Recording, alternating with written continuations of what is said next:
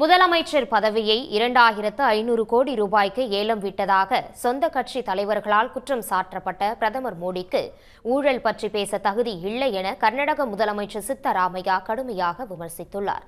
பிரதமர் மோடி குறித்து தனது எக்ஸ் தள கணக்கில் பதிவிட்டுள்ள கர்நாடக முதலமைச்சர் சித்தராமையா, முதலமைச்சர் பதவியை விற்றுவிட்டதாக தனது சொந்த கட்சியினர் மீதே பாஜக எம்எல்ஏ ஒருவர் வெளிப்படையாக குற்றம் சாட்டிய பிறகும் எந்த நடவடிக்கையும் எடுக்கவில்லை என குறிப்பிட்டுள்ளார்.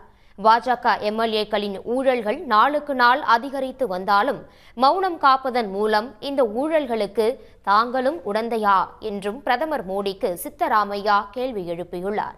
ஊழல் குறித்து பேசும் பிரதமர் மோடி, கர்நாடகாவில் ஊழல் கரை இல்லாத ஒரு பாஜக தலைவரை காட்டினால் தங்களை கர்நாடகாவிற்கு வர வைத்து கௌரவிக்க தயாராக இருப்பதாகவும் தெரிவித்துள்ளார்.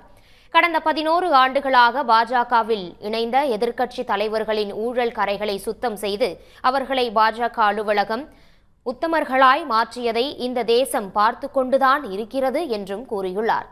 தன் மீது பொய் வழக்கு போட்டுள்ளதை கர்நாடக மக்கள் கவனித்துக் கொண்டு இருக்கிறார்கள் என குறிப்பிட்டுள்ள சித்தராமையா, இந்த விவகாரத்தில் தன்னுடன் விவாதிக்க தயாராக இருந்தால் தான் எப்போதும் தயார் என்றும் தெரிவித்துள்ளார். உடனுக்குடன் செய்திகளை தெரிந்து கொள்ள சன் நியூஸ் பெல் ஐகானை கிளிக் பண்ணுங்க.